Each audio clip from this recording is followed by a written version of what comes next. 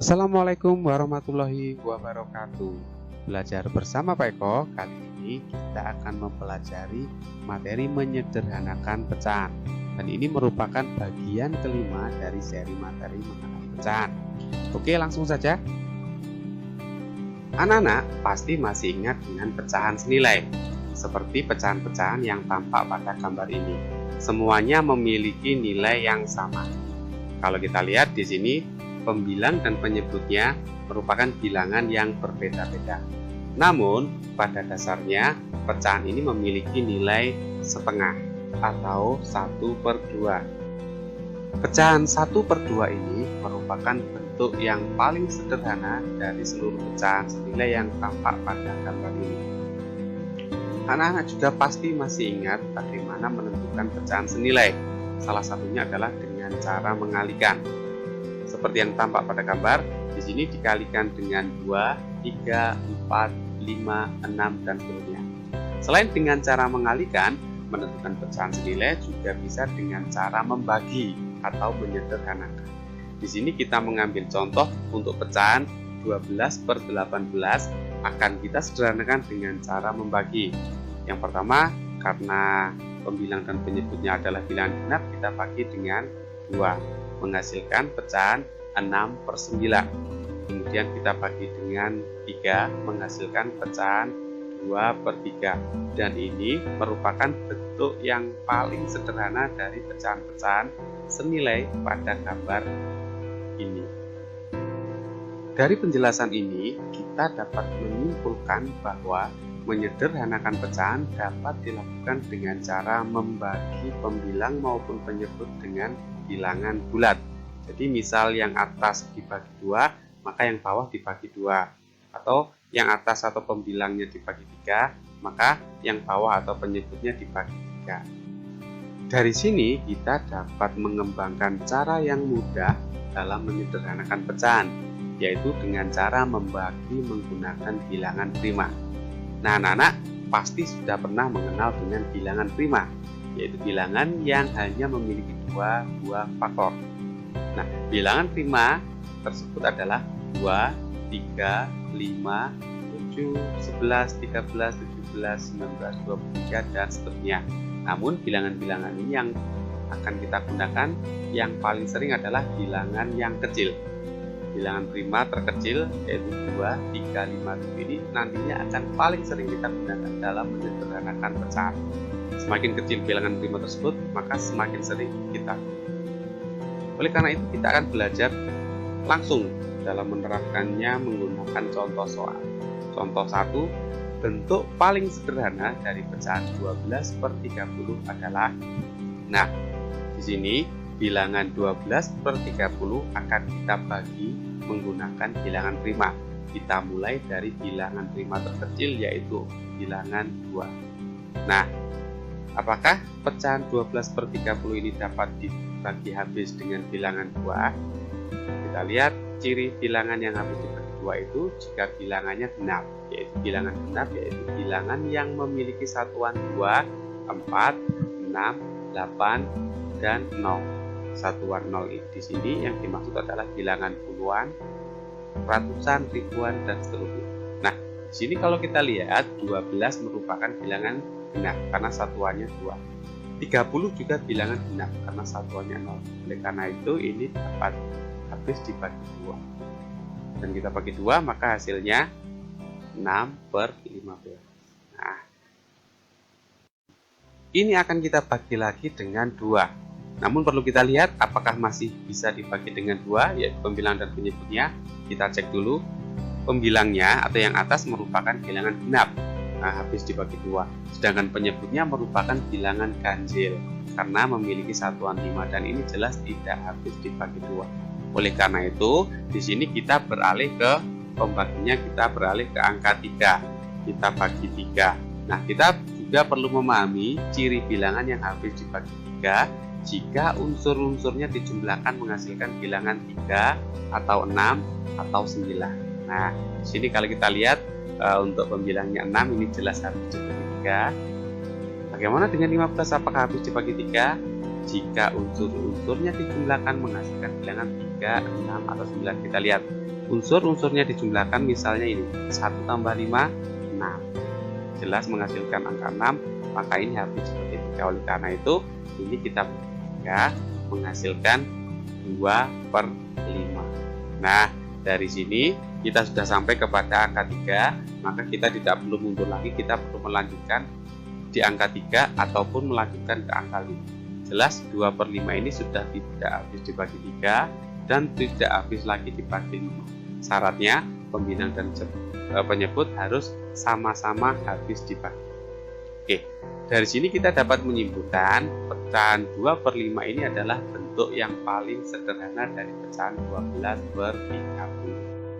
Bagian penting yang harus diperhatikan dalam menyederhanakan pecahan dengan cara ini adalah bahwa bilangan yang digunakan untuk membagi harus sama. Jika pembilang atau yang atas dibagi 3, maka penyebut atau yang bawah juga harus dibagi 3. Tidak boleh terjadi pembilangnya dibagi 2, penyebutnya dibagi 3. Nah, itu jelas salah. Oke, kita lanjut ke contoh yang kedua. Bentuk paling sederhana dari pecahan 45/60 adalah dengan cara yang sama seperti tadi. Kita tulis pecahannya, kemudian kita bagi dengan bilangan primer kecil. Kita mulai dari angka 2. Anak-anak pasti masih ingat ciri bilangan yang habis dibagi 2 itu jika bilangannya genap, yaitu memiliki satuan 2, 4, 6, 8, dan 0. Nah, dari sini kita sudah menemukan bilangan 45 dan ini adalah ganjil sehingga tidak habis dibagi 2.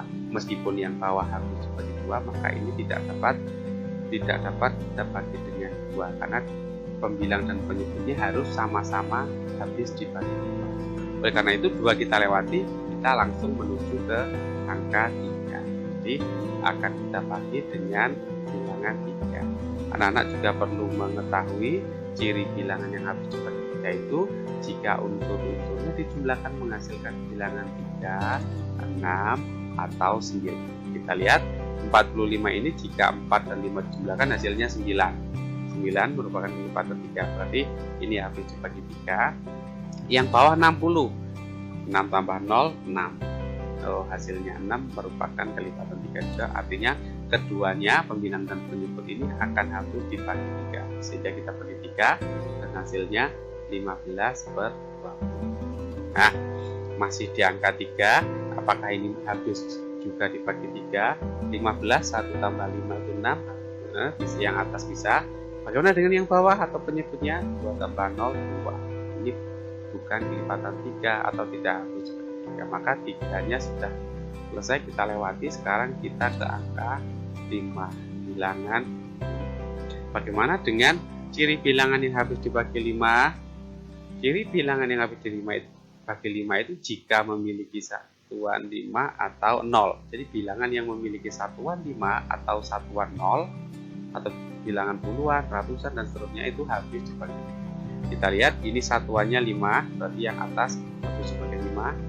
Yang bawah satuannya 0, juga habis dibagi 5. Oleh karena itu ini kita bagi 5 sehingga hasilnya 3/4. Nah, dari sini 3/4 ini sudah tidak mampu dibagi lagi oleh bilangan prima, sehingga 3/4 ini sudah selesai dan 3/4 ini merupakan bentuk yang paling sederhana dari pecahan 45/60. Wah, kita lanjut anak-anak ke contoh nomor 3.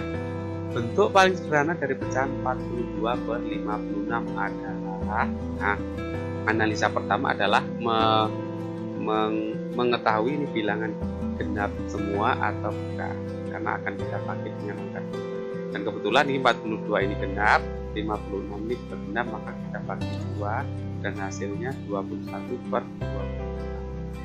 Akan kita bagi lagi dengan angka 2, sudah tidak mampu atau tidak bisa karena 21-nya ganjil, ya. Sehingga kita beralih ke bilangan 3 sebagai pembaginya. Apakah 21 habis dibagi 3? 2 tambah 1, 3. Oh, habis. Bagaimana dengan yang 28? 2 tambah 8, 10. 10 itu 1 tambah 0, 1. Ini tidak habis dibagi 3, sehingga tidak kita lewati. Bagaimana dengan 5? Apakah ini habis dibagi 5? Nah, ini satuannya bukan 5, bukan 0. Bukan 5, bukan 0, berarti keduanya ini tidak habis dibagi 5 dan 5 kita lewati. Bagaimana dengan 7? Anak-anak, sebenarnya untuk ciri bilangan yang habis dibagi 7 itu tidak ada. Sebenarnya kita dapat mengetahuinya dari kelipatan. Jadi kelipatan 7 itu 7, 14, 21, 28 dan seterusnya. Kalau kita lihat yang atas atau pembilangnya merupakan kelipatan 7 dan penyebutnya juga merupakan kelipatan 7. Artinya ini nanti keduanya habis dibagi 7. Oleh karena itu kita bagi 7 dan hasilnya 3/4. Nah, ini sudah selesai dan ini merupakan bentuk yang paling sederhana dari pecahan 42/56 adalah 3/4. Kita lanjutkan ke contoh 4.